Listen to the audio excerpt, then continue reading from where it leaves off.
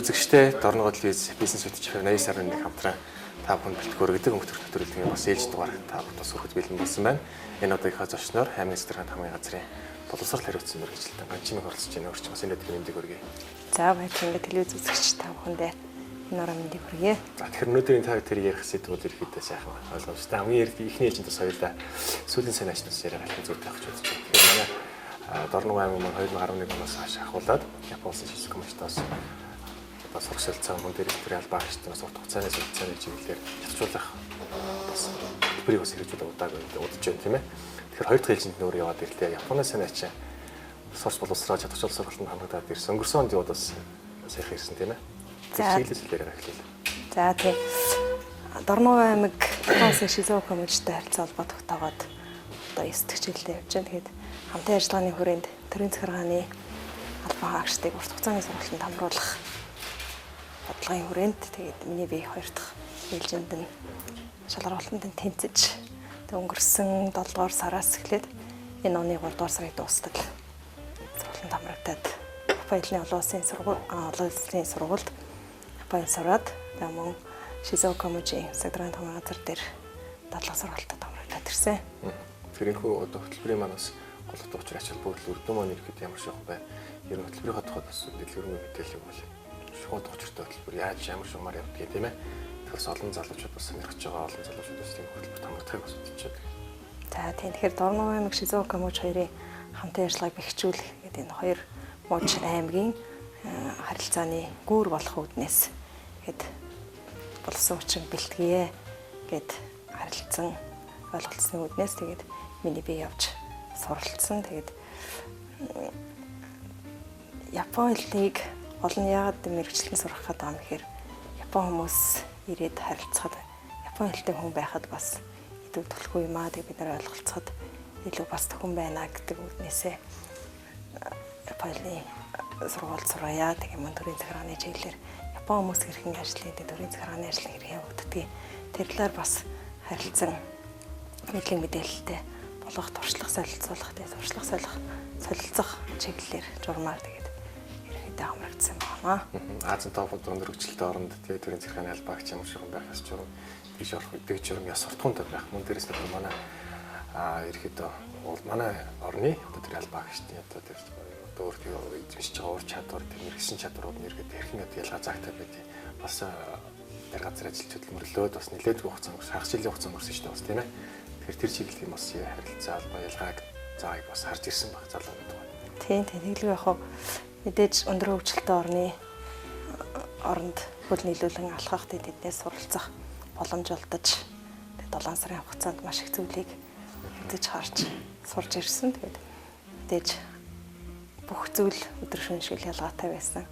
Харилцаа хандлага, хүмүүсийн төлөвшил, тэгээд нийгмийн орчин гэл бүхэл зүйл маш өөр байсан. Тэгээд тэр бүх зүйлд суралцах, багахан зүйлийг ч гэсэн сураад ирэх юмсан гэд маш их хичээж ажилласан. Тэгээд хичээж сурсан. Тэгээд аавсагч бидэхгүй явсан. Тэгээд ямар ч байсан анхны мэдээлэлтэй болоод ирсэн. Тэгээд одоо Дорногоо аймаг Шизуока муж хоёрын хамтын ажиллагааны гүүр болох үүднээс улам их хичээж Японы хэлээ бас өргөжлүүлэн сурч байгаа. Тэгэхээр яхахгүй манайхан ингээл нэг ерхий юм яриад байдаг тийм ээ. Ер нь ингээд нэг одоо төрийн захиргааны албаагчны юм байх хэрэгтэй ч гэдэг юм уу. Одоо нийгэм болохгүй ч гэдэг юм уу. Залуучуудын хандлага маань тийм байх гэдэг ч юм уу. Иймэрхүү асуудлууд бас маш их яригддаг шүү дээ. Тэгэхээр одоо тэнд гадны соёл тэр албаагчид төж сургалтанд яваад ирсэн. Ингээд өдөр шинэ бас тийм заагтай байдаг гэж ярьсан тийм ээ. Ялгаатай байдаг гэж ярьж байна. Тэгэхээр хүүхэн бас өөрийнхөө төвчнээс бас эхлэх шаардлагатай байх л та тийм ээ. Тэгэхээр тухайн тэр албаа шүүгийнхаа тухайд эрхэн хөгж одоо манай өөрөх нэг ажлын байран дээр орнуудад тач гэдэг юм уу.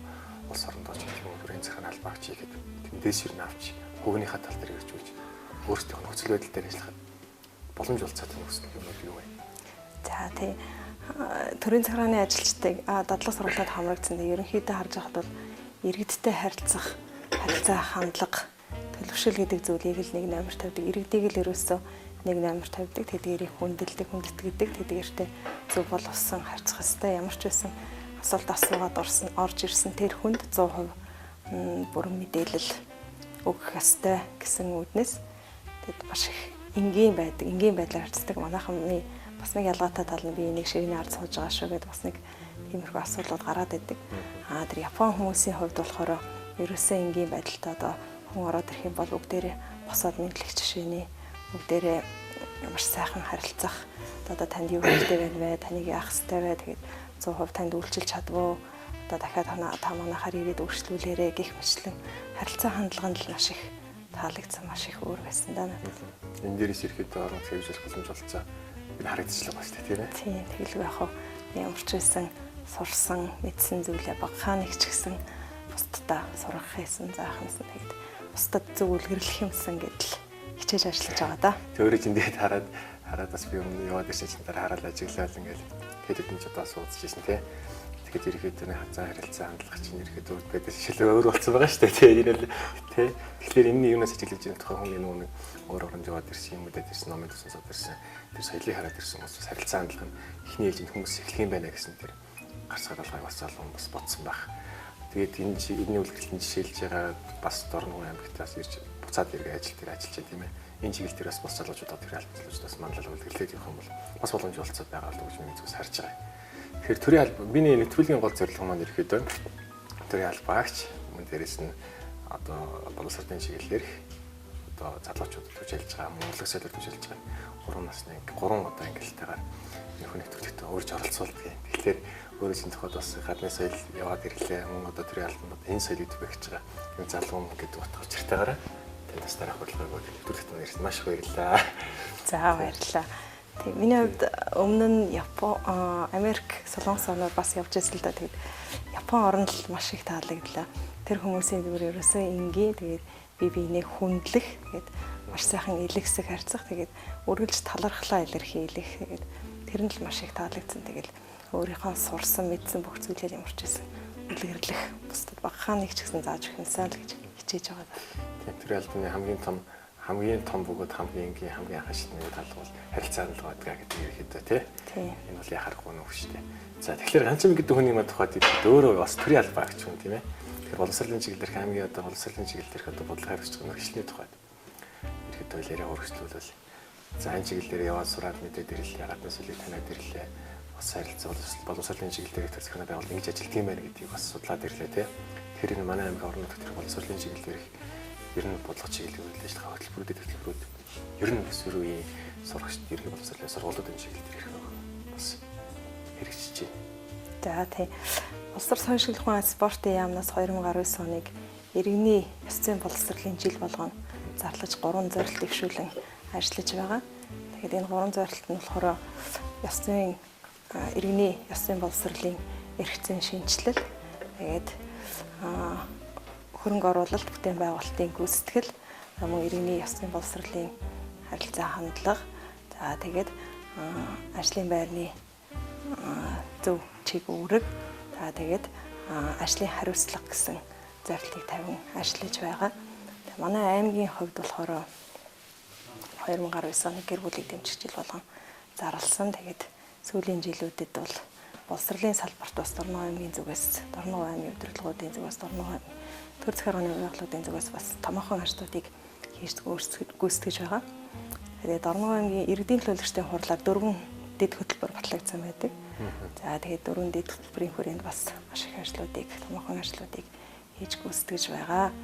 За мөн манай аймаг эсэлтийн ерөнхий шалгалтад амжилт үзүүлэх, тэгээд сурагчдын сургалтын чанарыг ахиулах, багшраа дуржуулах, багш нарын үнэлэмжийг нэмэгдүүлэх зорилгоор Улаанбаатар хотын Шинэ Монгол сургуультай хамтын ажиллагаа харилцаа холбоо тогтоон ажиллаж байгаа. Тэгээд энэ хамтын ажиллагааны хүрээнд 2017-оос 18 оны хичээлийн жилд эсэлтийн ерөнхий шалгалтаараа манай аймаг 5 дугаар байрт ирэмблэгдсэн байгаа. За тэгээд мөн адил одоо энэ хичээлийн жил 18-аас 19 оны хичээлийн жилд мөн адил энэ 5 дугаар байраа мөн ахиулан ажиллах зорилт тавин бодлогын хүрээнд ажиллаж байгаа. За мөн багш нарын үнэлэмжийг нэмэгдүүлэх зорилгоор дээлсэлтийн ерөнхий шалгалтад сурагчдаа бэлтгэж байгаа багш нар болоод дээлсэлтийн ерөнхий шалгалтад 800 авсан багш сурагчдыг урамшуулах аймгийн засаг даргын захирамж арга нь бас 17-18 оны хичээлийн жилд тийм үйл ажиллагаа зохиолж гэсэн байгаа.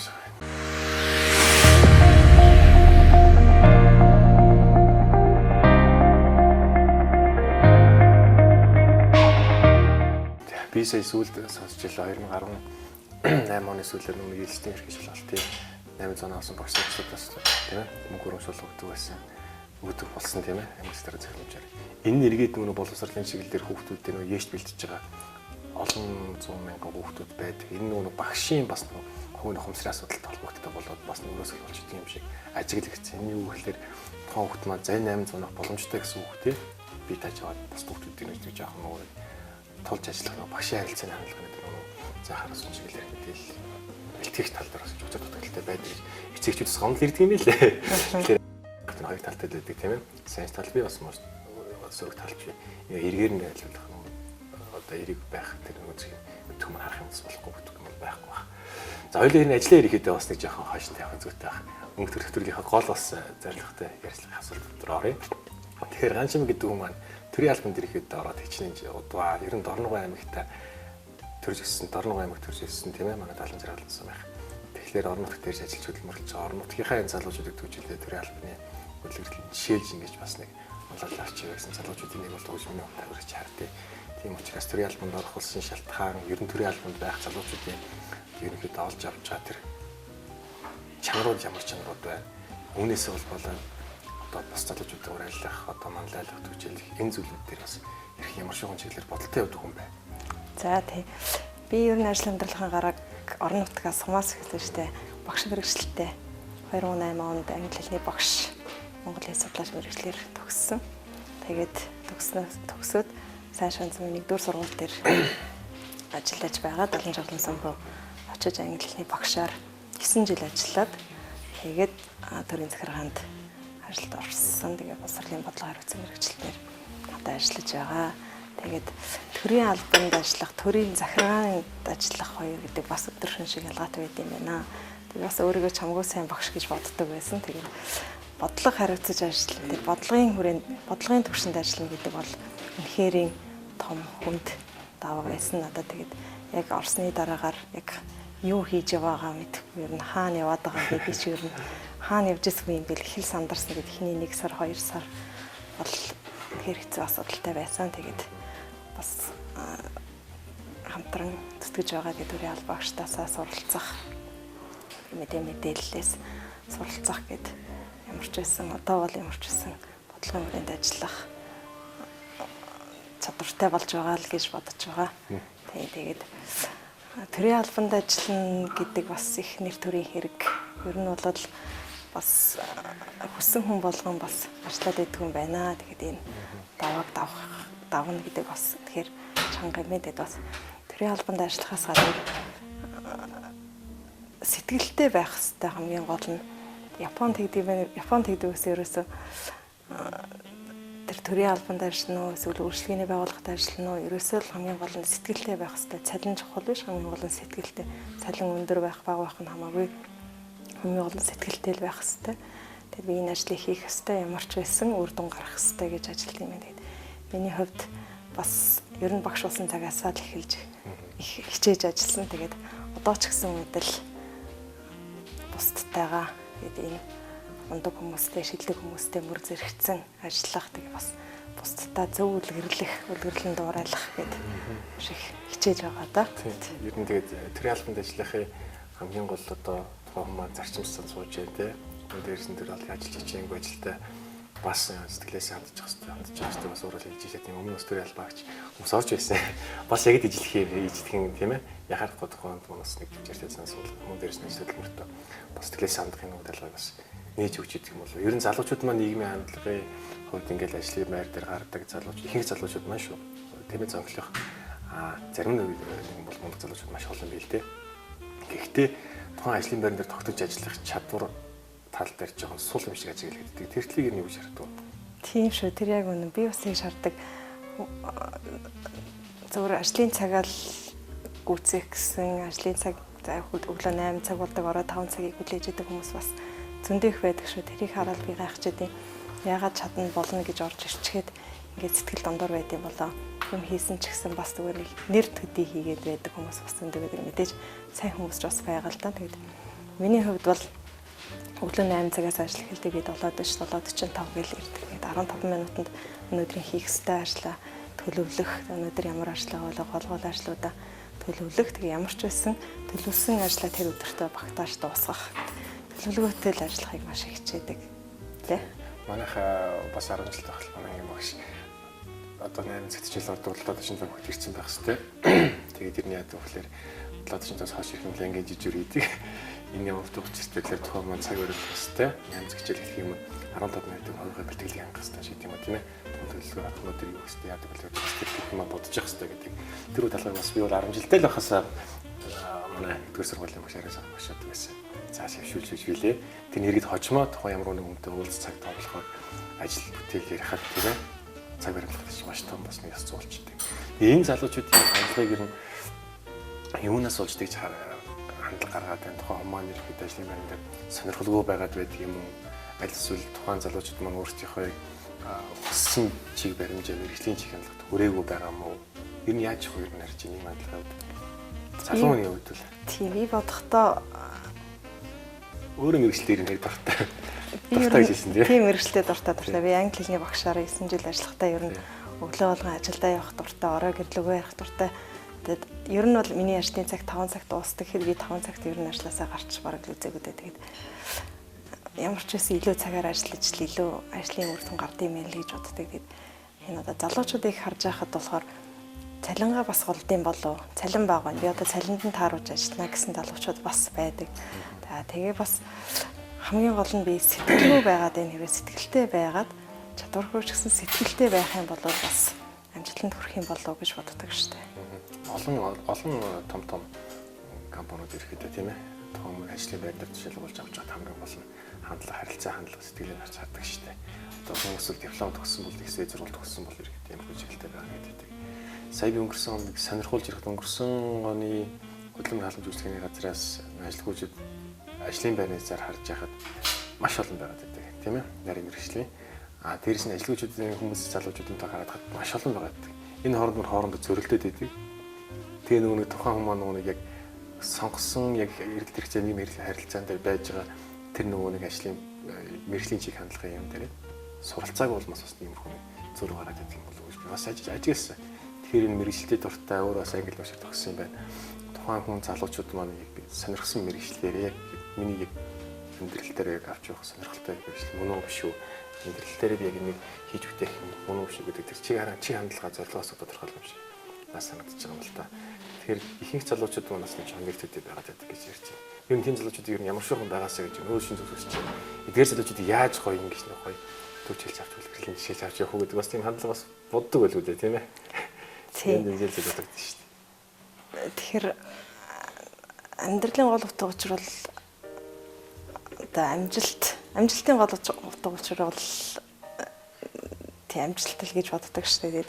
Амжилтад хүрэхийн тулд амжилттай ажиллаж амьдрахын тулд зорилготой байх хэрэгтэй. Зорилготой байхын тулд зорилготой хүрэхийн тулд үргэлж хичээнгүйлэн ажиллах хэрэгтэй, хичээнгүй байх хэрэгтэй. За тэгээд мөн хүнлэг энэрэнгүй байх хэрэгтэй. Тэр бол маш чухал гэж боддог. За мөн хамгийн сүүлд нь хэлэхэд бол эрүүл байх хэрэгтэй. Эрүүл байх юм бол бас ажлын бүтээмж гарна. Ер нь бол эрүүл байх нь хамгийн чухалтай гэж боддог.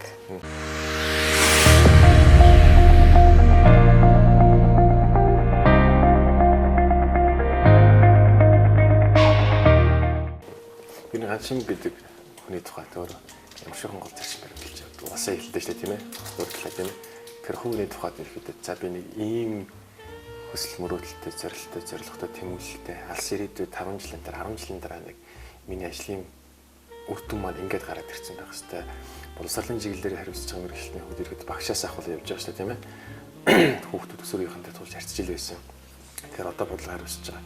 Ер нь Дорногов аймгийн хэмжээнд бодлого хариуцж байгаа боловсролын мэргэжилтэн гэхэд за дараагийн нэг 5 жилийн дараа 10 жилийн дараа би энэ мэргэжилтээр ажиллаж байх юм бол ийм бас нэг зорилт тавьсан манай өсвөрийнхэн одоо яаш одоо 5 төд өгсөн нэг рүү орсон байж гэх юм уу те бас бодсон бодол зорилт бас байгаа хацал.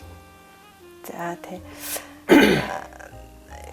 Англи хэлний багшаар 9 жил ажиллаад ямар ч үсэн англи хэлний мэдлэгтэй болчихсон гэж боддог.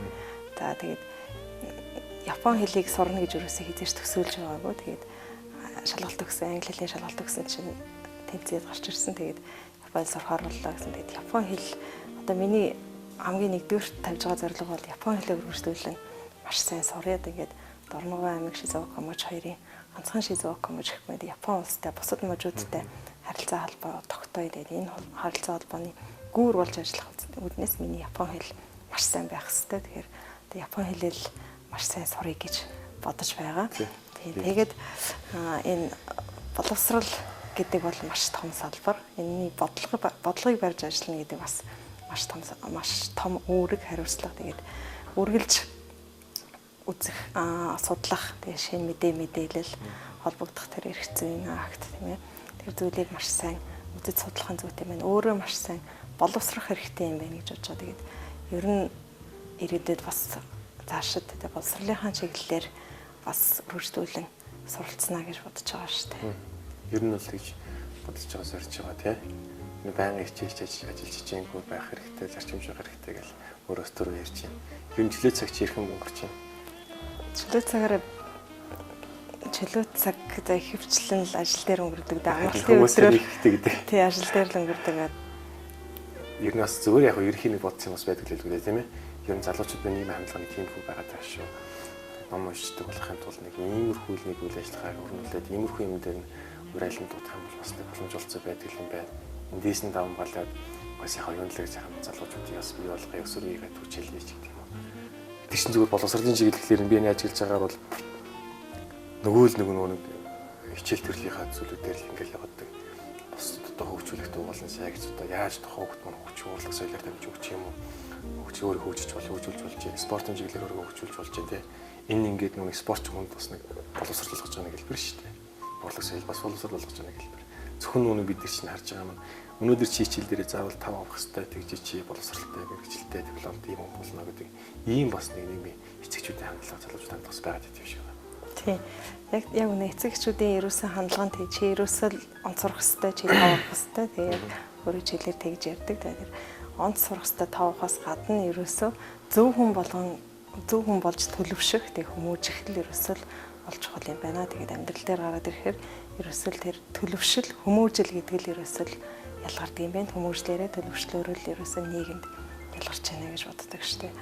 Тэгээд энэ номын сонгод бас гэрээр үйлчлдэг, гэрээр ном олгодог юм байлээ шүү дээ. Ингээд ийм сайхан боломж олгоод байхад бас залуучуудыг ном авч уншихгүй одоо номын сонд очиж суугна зүгээр гэрээр очиод тэр номыг аваад уншаасаа л гэж их боддог. Ингээд зүгээр дэмий миний харж байгаагаар бас ихэнх залуучууд ерөнхийдөө тэр баар цэнгээ янз бүрийн юмар л явж цаг нөхцөөх тиймэрхүү асуудал гарах бас асуудал байгаад байна. Тэрнийхээ оронд бас нэг ном аваад уншвал тийм ээ. Нэг удаа, хоёр удаа ном уншвал бас арай илүү харилцаа хандлага тийм ээ. Тэр төлөвшлөл нь бас нэг арай өөр болох юм болов чиг хандлага нь бас нэг арай өөр болох юм болов гэж боддог шүү дээ. Яг би зарим залуучуудын хувьд юм хандлага байдаг тий ажиглагдал гэж байдаг. Ер нь тэрнээс бусдаар энэ залуучууд маань нэг над ийм бодсон бодлоо ийм нэг юм хийх гэсэн гэнэ одоо залуучууд нь хоорондоо үзэл бодол нийлээ тий ирээдүйн зорьсон зорилготойгоо бас санал одоо уламжлалаа нийлүүлээд ингээс хамтарч ажиллаад ингэ явах. Ер нь найзуудын хүрээлээс гадна тийм хүмүүс дуулж чинь өчирж гин үү? Ер нь манай орон нутагт ирэхэд тиймэрхүү одоо орон нутагтаа нэг иймэрхүү үйл ажиллагаа явуулах гэсэн ингэж хөгжүүлэх гэсэн залуучуудаа иймэрхүү манлайлах гэсэн ч гэдэг юм уу. Тиймэрхүү чиглэлийн залуучууд маань маш олон биш дээ тий. Нийгмийн давханд гарч ирээгүй л байгаа учраас дотроо бүрийг ичимхий улсууд маш их олон байгаад байдаг. Тиймэрхүү залуучуудын хүрээллүүд дээр ихэд уулзж чинь нөхөрлж иймэрхүү төлөв яаж ажиллах хүрээлэл байна уу? Тий ганцхан төрлийн албаа агчид найзууд гэхээс гадна бас тий нийгмийн салбарын хүмүүс бас байнлаа тийм хүмүүстэй уулзсан. Тэгээд тэр хүмүүс хэлэхээр зүгээр төрийн албаагч биш л дээ тэр хүмүүс хэлж байна. Тэгээд төрийн албаагчд ингээл төрийн албаагчдын дунд л үйл ажиллагаа явуулаад байдаг. Иргэдийн дунд тэгвэл тэр нэг бизнес эрхэлдэг хүн ч байд юм уу тийм ээ. Тэр бизнес эрхэлдэг хүмүүсийн дунд тэр хүмүүсийг хамруулдаг ямар нэгэн арга хэмжээ байхгүй маа биднийг хамарсан ямар нэгэн зүйл байхгүй. Бид нар ч гэсэн ингээд бодож байгаа санаж байгаа зүйл маш их байгаад байх юм аа. Гэхдээ бид нар яг хинтээ хамтарч ажиллах уу, хинд хандах уу, яах уу гэдэг талаар бас мэдээлэл тутмаг байгаад байх юм аа. Одоо бид нар яах ёстой гэсэн хүмүүс бас өндөө байдаг. Тэг миний хувьд бас Японд бас тодорхой хугацаанд зөндөх юм сураад ирсэн. Тэг үзсэн, харсан, мэдсэн зүйлээ зөвхөн төрийн албаа агштай, төрийн захиргааныхандаа сурахаас гадна бас иргэдэд юм хүмүүс бас үйл гэрлэл хийсэн, зөвлөгөөр үзүүлэл хийсэн гэж бас хичээж бас үргэлж бодож байгаа. Тэгээд бас нэг тиймэрхүү идэх зүтгэлтэй нийгмийн бас нэг зөвлөгөөрлөнд дуурайлах хүмүүстэй бас нэг уулзаад тийм ээ тэр хүмүүстэй тийм хамтраад бас нэг тийм соёнгийг эрүүлэх ажил бас хийх юмсан да гэд ерөнхийдөө уулзаад ярилцаад бас явж байгаа хүмүүс байгаа. Тэгэхээр тийм хөсөлгчүүд маань их бүрэгч юм хийх байгаа. Тэгээд оролцоо ер нь нэг мэдээллийг сөрүүлж ханаас ах үед хэтэйг адилхан оролцоо хийх нэг санаа оноо байгаад байдаг. Хамгийн гол нь хэн тандах яах вэ гэдэг зүйл дээр бас нэг жоо өрөөсөл дотоод мэдээлэл тот байдаг учраас тийм ээ. Энэ чиглэл дээр төрийн албаны дэглүүр хараалах төрийн албаны зохион байгуулалт үйл ажиллагаа нэг болон чиглэлээр ч гэдэг юм уу тийм. Тэгэхээр нөгөө л нэг юм ахмадууд маань л тавьж идэг. Нөгөө л нэг сургуулиудын их хэлбэрийн сургуулийн сурах хүүхдүүд маань тавьж идэг. Залуучууд нь байдаг тийм. Бас нийгмийн насанд хүрэгч маань бас байдаг. Энэ оролцоон дээр ерөөхдөө тухайн хүмүүс маань яагаад ингэ учраа утгатай байгаад гэж шаарддаг юм. Нийгмийн идэхгүй л байгаа учраас л энэ хүмүүсийн үйл ажиллагаанд оролцдог болоо да гэж боддог шүү дээ. Тэгэхээр нийгмийн идэвхтэй байх. Тэгээд хувь хүн гэдэг талаас тийм ээ бас би нийгэмд оролцох ёстой шүү. Нийгмийн амьдралд бас хүлээлгэх ёстой шүү гэж хувь хүн талаас ухамсарлахгүй байгаад байна л гэж болгоо шүү дээ. Ер нь юм яаж талж хэлж байгаа тийм. Хоёулаа сайхан кофе уугаас сайхан яриа өрнүүлээ. Их албаны байгаад ер нь бол энэ айгүй чөлөөтэй нэвтрүүлэг байхгүй юу? Одоо хоёулаа сайхан чөлөөтэй яриад тийм ээ. Чөлөөтэй яриад ер нь залуу юу бодож идэх санаж идэх юм өөр үзэрж идэх юм бас түрүүрөө хэллээ. Тиймэрхүү олон залуучууд бас зүгийг бодож идэх залуучууд байдаг. Тэр нийгмийн хөвөл гэдэг олох бас нэг жоо мэдээлэл тутамд учраас оролцооноор жоо юм байгаад байдаг. Тэднэртэй уулзж байгаа, уулзч учраас нөхөрлж байгаа тийм ээ. Санаа бодлыг сонсож байгаа гэдэг ярьж штэ. Тэгэхээр энэ өнгө төрх төлөв мод ганчин гэдэг хүмүүс маань хэм бэ? Ер нь ямар шигэн чиглэлээр ажилтгийг мөн дээрээс нь юу удаа санаж байгаа, дээрээс нь төрийн албаа агч тийм ээ боловсролын чиглэлээр бодлого яриулж байгаа гэдэг. Дуучигтайгаар болсон өнгө төрх төлөвлөгийн маань бас байхаа гэсэн үзэгч нараас сонсогч нараас мэдээлэл авсан болов уу гэж миний зүгээс бодож байна. Тэр нэвтрүүлэгт үзэж ирсэн өөр чинь бас маш их баярлалаа. Тэгээд өсвөрийн залуучуудын нэг анхаарах бодлого яриулж байгаа юм тухайд бас энэ нэг соёнгийн гэрүүлэлт чиглэлээр бас 2019 оны гэр бүлийн дэвшүүлэлт зарлалаа шүү дээ тийм ээ. Тэсээ үүний хүрээнд тэр соёнгийн гэрүүлэлтийг илүүл ажиллагааг л бид орон нутгийн бүтээн байгуулалтаа үүсгэж байна. Хамгийн гол нь одоо иргэд яах вэ гэхээр оролцоон дээр тулгуурлаад соёнгийн гэрэх хэрэгтэй гэдэг энэ бас гол зарчим бас баримтлах хэрэгтэй болов уу гэж миний зүгээс ер нь бодож байдаг шүү. Тэгэхээр соёнгийн гэрэл үйл ажиллагаанд дээр сайхан оролцоог хангаад тоон залуучуудын оюунлаг сайхан дорн хөвчүүд оюунлаг сайхан өсөр хийх юм байх болтоо гэдэг бодлого бас авч яваасаа гэж өөрөө чинь зүгээс хүсэж байна. За тий. Баярлалаа. Өнөөдрийн энэ сайн нэвтрүүлэгтээ бас намайг урьж оролцуулсанд маш их баярлалаа. Тэгээд миний юу бодож санаж явааг бас бусдад түгээж дэлгэрүүлж байгаа ингээд та бүхэнд бас баярлалаа. Тэгээд Дорноговын ирээдүйн төлөө тэгээд ирээдүйн сайхан соёнгийн гэрүүлэх үйл ажиллагааны төлөө бүгдээр хамтдаа хичээцгээе. Залуучууд маань хичээх хэрэгтэй. Хамтран ажиллах хэрэгтэй. Телевизийн салбарч байна уу, төрийн албаа агч байна уу, урлаг соёлч байна уу, тэ хуваараа бизнес эрхлэгч байна уу, залуучууд маань зөв санаж зөв сэтгэж явах юм бол бүгдээр хамтран ажиллах. Хамтдаа оролцоод сайхан нийгмийг гоёлгох хэрэгтэй гэсэн хүмүүс хандлагыг бас бүгдээр шахаа түүхэн зүйт тоглох гэж миний зүгээс бодож байна. Тэр хамгийн сүүлийнх одоо асуулт сүүлийн ерөнхийдөө жилд бодож байгаа зарлах сарилт сансан зорьсон юу вэ? Нарийн хэрэгжүүлэхээр. Ерөнхийдөө ярьчихсан та тийм. За тийм ямар ч байсан Японы хэлээ маш сайн өргөжлүүлэн маш сайн сурах болно. Тэгээд боловсролынхаа чиглэлээр бас дахин суралцах хүсэлтэй байгаа. Тэгээд одоо тэр нийгэмд байгаа тэгээд залуучуудтай хамтарч ажиллах тэгээд нийт Дорноговын хэмжээнийхээ залуучуудад бас зөв үлгэрлэн дуурайлах тэгээд тэдэнд соёнгийн гэрүүлэх үйл ажиллагааг бас эрчимтэй явуулах тий түгээх хүсэлтэй байгаа да. Тэгээд утгагүй бас эргэн дахин уулзнаа гэдэгт итгэлтэй байна тий. Олон залуучуудаас уулзах хэрэгтэй. Уулзах зөвсөрлөгсөө манай төдөр жаргалцсан оролцсон өөрчлөлт маш их баярлалаа. Ингээд Дорноговын телевиз бизнес төчвөр 80 сарын 1 хамтран үзэх сонсогч та бүхэндээ хүргэдэг өнгө төрх нэвтрүүлгийн удаагийн дугаард Дорноговын мэдлэгийн хамгаалалт газрын боловсрол хариуцсан мэргэжилтэн ганчин гэдэг энэ үсгээ маань оролцлоо. Тэгээд өөрчлөлтөөс өндөрөөс нь хэмжилт хүсэж ирье. Нэвтрүүлэг маань өнөөдөр өндөрлөж байна. Дараагийн зочнтой баярыг уулзлаа. Тэр хоёртой үзэгчтэй.